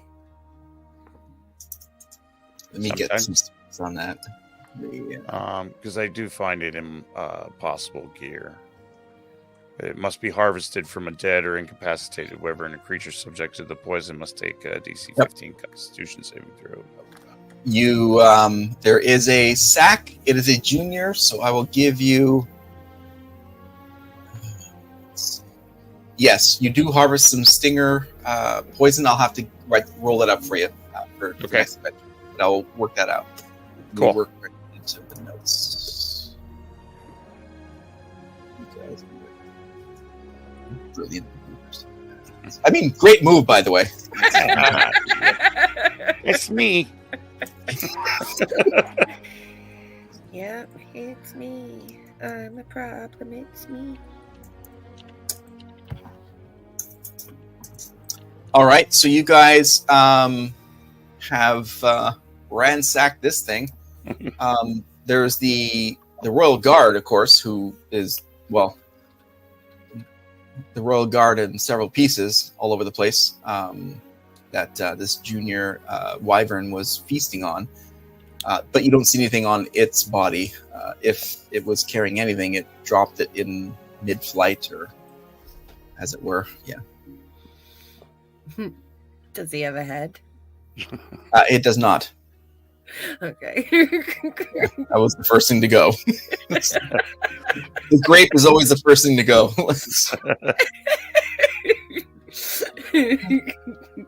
What do you call a man with no arms and no legs? Bob? Depends. Is he in the water in front of your door? Nice to meet you, Bob. I just look to the side. In front of your door is Matt. In the water, he's Bob. It's D&D. Dad joke Friday. Right. You're welcome. Oh my god. Woo. All right. All right. I'm all. You know. Are we taking any kind of rest at this point, or am I going to brew a cup of coffee or no? You need rest. You guys just gutted a wyvern. Like bang, bang, bang. Well, We know what's happening. as I said, you guys hear, further off to the east, More. definitive wyvern roars, and like the map that I just showed you, within the direction of where Iron Bridge Outpost is located, and you just had a junior wyvern, which you dispatched very quickly, tearing apart a Iron Bridge Royal Guard, which you'd assume was from that outpost. So, but it's totally up to you. You can do a long rest, recharge, whatever you want to do. You guys, it's maybe just before midday. How far away is if we were to go to the outpost? That's Judging by the sound of the wyvern roars, maybe an hour's travel. I think they need help. Well, at least not that guy, but maybe the rest of them. Bob doesn't need anything right now. We don't have a necromancer, so that guy's not getting any help. He feels disconnected from everything.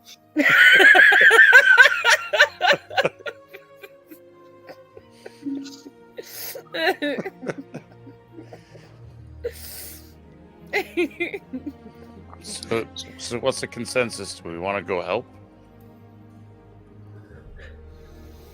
I mean, we took that one on very easily. I didn't have a chance to hit it, so I mean, let's go.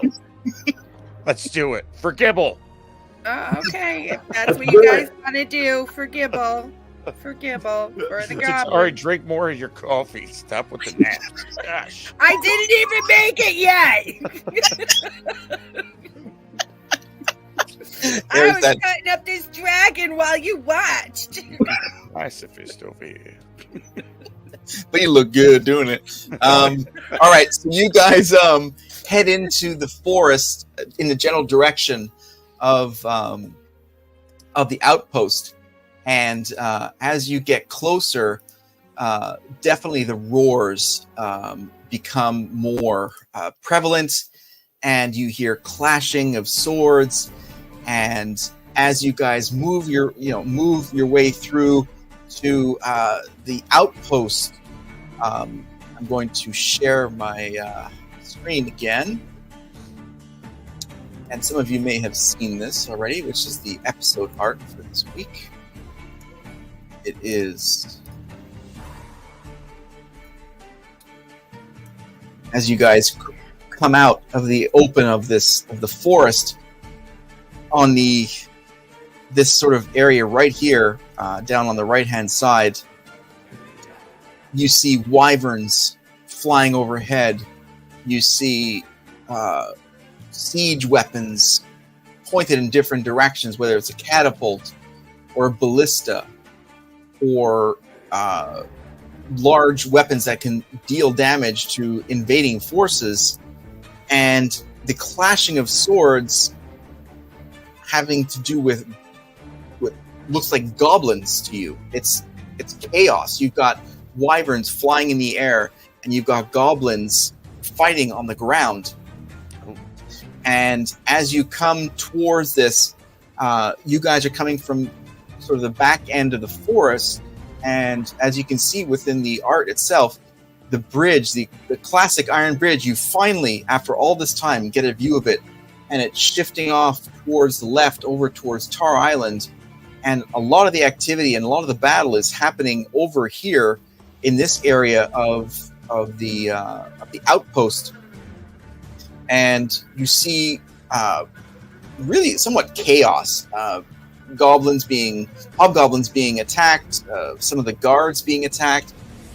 Not a horde like maybe Braveheart for perspective, but you guys get a sense of localized, maybe 2, 3, or 4 different kinds of combatants working together, whether it's the hobgoblins against the Royal Guard or vice versa, Royal Guard against the hobgoblin.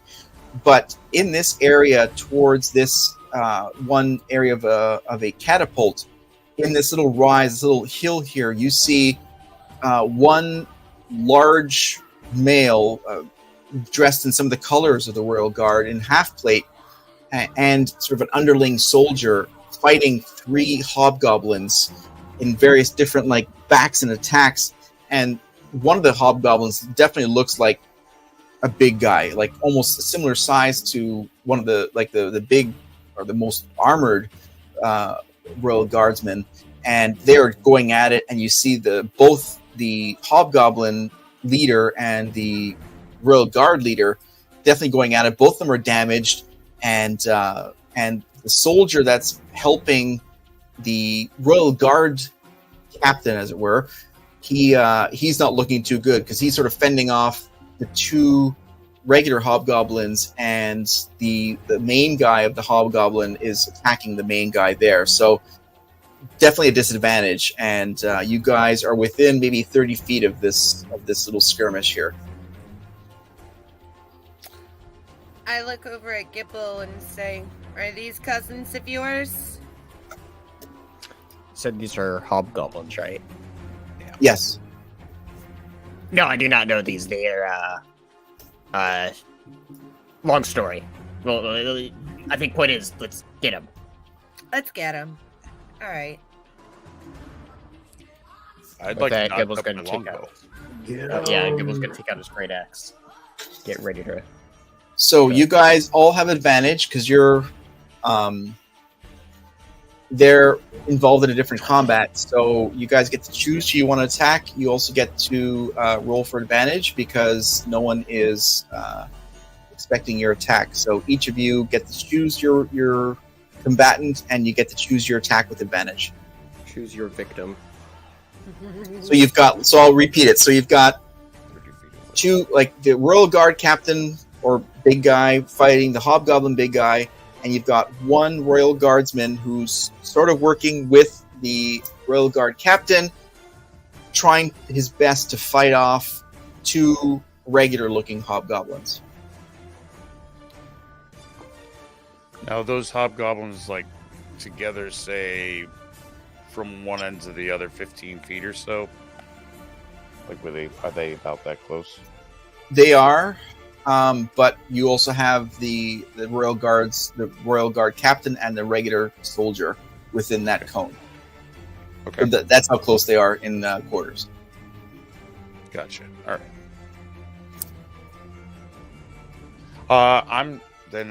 I'd like to cast Hunter's Mark on the big guy. Yeah, I didn't. You see that note in the chat? Oh no, the one I erased. Yeah, no. Oh, we just add this to this The one one- over here. It had that funny little emoji that said "ha ha." Followed by a big boom. It's All right. Charles, So, who you putting that hunter's mark on? the big guy, the bigger Of one. course you are. Why would you put Of another course I big am. guy? Dude, it's another big guy. Better hold on. Oh, Jesus. And I'm gonna make this interesting. Okay, so that was bonus action. My actual action, I would like to summon my Drake companion. As an action, I can magically summon the Drake that is bound to me in an unoccupied space or choice within 30 feet of me. When I summon him, I describe him as a purplish Drake with lightning bolt-ish scales on him, and he hails with a lightning damage, I would say, I guess. Oh my God. The Drake remains until it's reduced to 0 hit points, or if I dispel him. What are his points? He comes with a full stat sheet, so he is an armor class of 17. And he has 30 hit points. Damn. So basically, you got an extra player on the field for you guys. I do. I have my pet Drake. His name is. What's his name? Bob. Bob. Bob, the same guy as the torso back there. No, I thought that was Matt. Oh, I thought that was Bob. He was in front of the cave, so I'm pretty sure it's Matt. Didn't we have a Bob in the last one? Wasn't Bob one? Wasn't Bob like the doppelganger?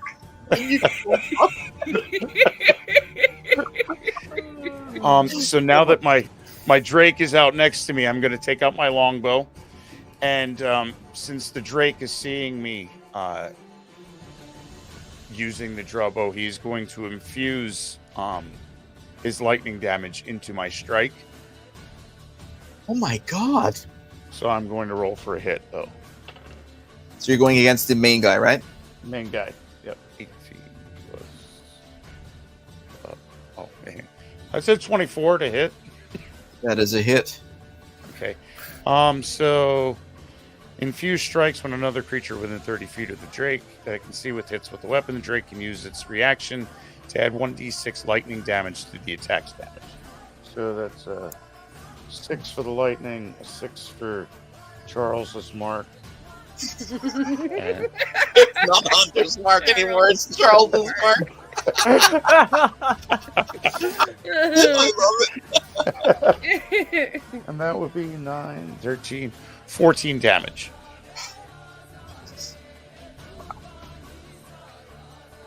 All right.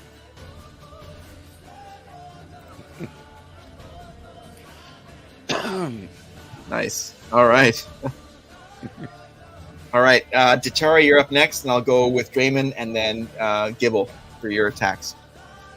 Datari mumbles show off under her breath at Grist. And she goes to cast Ray of Sickness again. And You can do that multiple times a day, right? Because you didn't have a long rest, right? as a Or is it- level 2, I can do it 2 more times if I wanted Okay. to. Cool. Great. Just checking. Okay. I got a 14 to hit. Now, is this okay to hit? That is not a hit. No. Oh well. I tried. Draymond, you're up next. All right. I am. Well, who's? Is anybody down or no? No.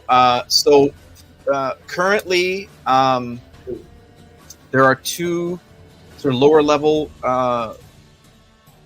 hobgoblins fighting with a soldier, and you've got the captain-ish looking hobgoblin fighting with a captain-ish looking royal guardsman. battling it out, and I'll go for the Grist big guy. took out, just did some big damage to the captain of the hobgoblin. I'll go for the big guy. Okay. All right. And how far away are we? We're Tops 30 feet. okay. I'll just use my bow. Okay. All right. So first one's going to be a 24, Boy. God. Yes, that's a hit. and that will be for 6 damage. Okay. Next strike will be a 23 Yeah, go ahead. Go ahead. for 9 damage. Just barely ate. It's but a scratch. Yeah, it's a bit outside. Just but a flesh wound. Just a bit outside. Usually, good one. Good one. All right, Gibble, you are up. He's gonna run up to one of the grunts and smack him with his great axe. What's your movement speed? 40 feet. Oh yeah, you're good. You're good. Nice. Got a little increase with this nice level. And also, too, the captains are fighting a little bit further behind the overwhelmed guardsmen, fighting the 2 hobgoblins. So they're maybe 25 feet away. So you can definitely cover that space. I'm just gonna just swing after the one I get to first. Sure. I'll choose one at random. Go for it. Excellent. So here I get 2 swings with my great axe now as well. Haha. Ooh, your level up gives you 2 attacks. Yes. Oh, uh-oh. You got a problem here, Houston. 19 I to hit. nudge Grist and say, "Hey, look at the goblin go." As you sip your coffee. 19 hit. Yep. Put coffee down. Give me some. Where the fuck is that coffee come from all the time? 14 on that first hit. 14 Oh, I thought you damage. said it was. Damage. 14 damage. So, Gibble charges from the edge of the forest, screaming, "Ah!" And what are you using? What's your weapon? They're great axe. The great axe. Great axe, and you freaking split this thing in half. Oh my god! Ow, Gibble! Yeah. Dang. You absolutely destroy the first one, and cutting his chainmail armor, I may add, at 18 AC in half. So that may actually fit one of the dwarves now. Isn't that nice? Yeah, you literally cut one in half. You said you had 2 attacks? I do. All right, next one. I'll move on to the next closest guy. Yes. Yeah, he's within 5 feet of you. So Are these attacks with advantage, or is it just flat roll? no, it's flat rolls at this point. Okay, I got a nat 1 on that one. Natural 1. Yeah, I did. Well, Oh! So you slice the first one. You literally cut it in half. From actually not from the top either, by the way, because you're short. Well, sorry, I don't want to be tightest.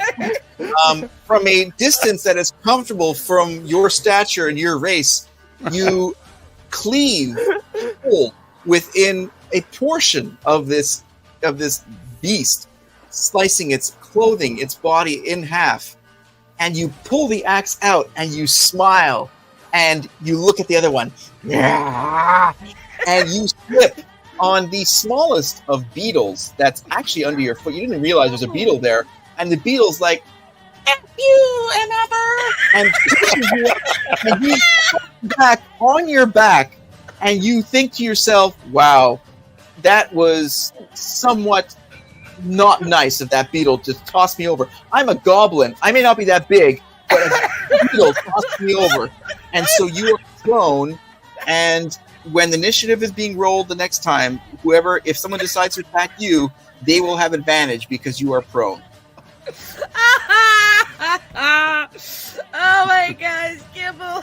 you see the beetle Down give a bug. duplex? And Charles Next time, would be a don't- nice. Charles would be a nice because if I was DMing, I would have her axe break too. Ow. Oh Wow, that was funny. I figured being taken out by a beetle is pretty bad. All right, That is pretty so bad. you all need to roll for initiative, please. All right.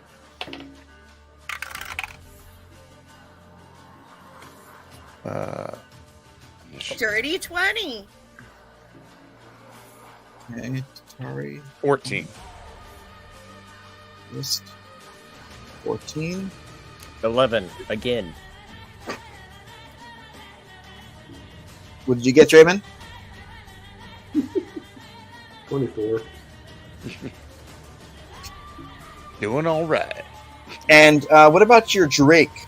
Did you roll for your Drake? Oh yeah.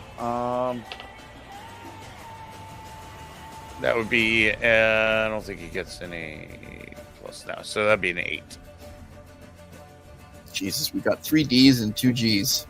And you guys are poetic. A triple D. Triple D. It's Giga D. there's an OnlyFans somewhere for that. Okay, so he gets and the other guard. All right. Well, Draymond, you clearly have advantage, and as you are in the fray, well, you're at the edge of the forest with your bow. You have the captain, who's definitely severely wounded, thanks to your hand, and you've got the other guard who is fighting the guardsman or the royal guardsman alone now, because the other one was just absolutely destroyed and cleaved in half by Gibble. You're muted. Shit. Okay, and I'm how Well, far from you? that's not going to be helpful, but okay. I guess that's an action. You're going to throw your poo. They'll throw poo at him. Madagascar. Of course, we'll throw poo at him. Sorry. Okay, so I'm how far from them? 15, 20 feet. They're closer Okay, to. so I can move up on them, right? Yes, yeah. They're the guardsman is closer than the captain, which you've already damaged with your arrow, your bow and arrow. So, yes, you can definitely cover distance and be within striking range of the guardsman. Okay, I am going to run up on the guardsman. Okay, well that would be one attack. You get a second attack on him because you got 2 attacks, right? Yeah. Okay. So I'll let you cover the distance, and then you get your second attack. Oh, nat 20. Ooh. Nice. Whew. Okay. Describe what you want to do. Well, first of all, let's see if you hit. Well, let's see what your damage is. Okay, my damage is going to be 18. Yeah. Yeah. Describe how you'd like to ruin him and his ancestors, please.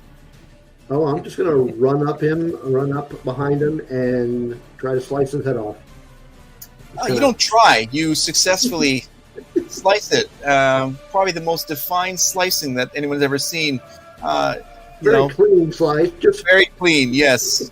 It's actually so clean that it's being featured on late night TV infomercials for ultimate blade cutting head blades right here. 3 easy payments of 14 gold pieces each. Yes, You can make hobgob kebab.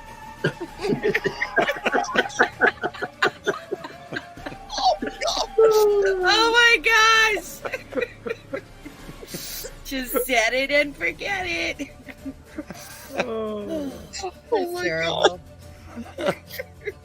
what you eat today is how you look and feel tomorrow. Be sure to eat what you want to eat. Oh my gosh! Oh my god, D&D late night infomercials. This is great. Oh my gosh. So with that move, Draymond has removed both of the guards from the battlefield, and Ditari, you're up next. And all that's left in this little area is the captain who is battling the other captain, or the main guy. One main guy, the main guy of Hobgoblin is fighting the other main guy, Royal Guard. Okay. Did the other two hobgoblins drop weapons? Yes, they both dropped long swords. One and two longbows, but two long swords they were using actively. And there's two longbows that were strapped to the back. And they also have shields, by the way. All right. I would like to cast Catapult. And I want to catapult a longsword into the final hobgoblin guard. Okay. All right. Yeah. So the Okay. weight allowances clears. Okay, so... Okay, explain how this works, please. The Okay. spell. Well, I gotta roll for it first, right? Well, how does the catapult... How does it work? Can you read- Okay. I am going to choose an object weighing 1 to 5 pounds, but I'm using it as an upper level, so it's, Okay. up to 10 pounds. The object flies in a straight line up to 90 feet in a direction that I choose before falling to the ground, stopping early if it impacts against a solid surface. Okay. You would need to make a dexterity saving throw. On a failed save, the object strikes a target and stops moving. Okay, so dexterity saving throw against the captain. Yeah, and if it does hit him, takes 3d8 bludgeoning damage. On a failed? No, success. On a failed save, save. the object strikes a target and stops moving. When the object strikes something, the object and what it strikes each take 3d8 bludgeoning damage. Oh, dear Lord. Yeah. Nice. All right, You so- can throw a mofo out of mofo eventually. Yeah. So let's see if I hit it. Well, it's a No, it's a saving throw against the captain. It's not you're casting a he's gonna spell. roll. I have to Oh, I roll. don't have to roll to hit you? No, No, he has to to saving throw. Oh, I'm sorry. So it's a dexterity saving throw, right? Yes. Needs to be a 14 or, well, less than a 14. Right. And he's got a +2 on his rolls. Let's see what he gets. Oh my god, he's getting an 8. Okay. Nice. What's the damage? 4d8. I'm casting it at 4d8? second level. 4d8. Okay. 4d8. Nice. All right. Oh, 1. Oh yeah, sorry, you're rolling. Okay, we have a 6 and a 7. That's 13. And you're done. And an 8 is 21. Hey, and you're done. A 3 is Wait, 24 damage! Yay! Stop hitting him. He's dead. I like catapulting things. Now, come on, that's just cruel, isn't it? Oh, All right, can you That's fine. please describe how that looks, please? Because that's just a fantastic use of your spell. I'm gonna say, hey Gibble, watch this. And I'm going to point at one of the long swords from the guy that Gibble, Annihilated. and I'm just going to woo woo woo, and it's going to go up in the air over this guy, and then just go straight down, straight through his head, the center of his head. he's a Like, kebab. We're apart. It's another with kebab! his hair. Wait, Bob the Drake or Bob the one from over there? Back at the, we're not You sure. leave Okay. Bob alone. He's a good boy. He's the best boy. So much fun. I could catapult all day long. So That was fun. you guys come in and absolutely annihilate this little pocket of activity, and the captain guy sort of stands up because he wasn't looking too good. He's got half plate, so he's got some really good armor. He's got greaves and some metal stuff like that, and he sort of stands up and he's looking at you guys and looking at the hobgoblins. You guys just annihilated within half a round, which is phenomenal. And he sort of props himself up on his great sword, and he's got his shoulder like that, so he's sort of like holding his sword like that. Lieutenant! And you hear one of the guys further, closer to the embattlement. He says, "Yes, General. Send a raven to Castle Ironbridge. The Fellowship has arrived." Yeah. And that's where we're going to end tonight's episode of the Accursed Queen of Ironbridge. Tune in 2 weeks for the next installment, Chapter 11. Thank you all to the players. It was an awesome night. Thank you to everyone hanging out in the chat. It was a great night, great fun, and we'll see you in 2 weeks. Have a great night, everybody. See ya. Bye, friends.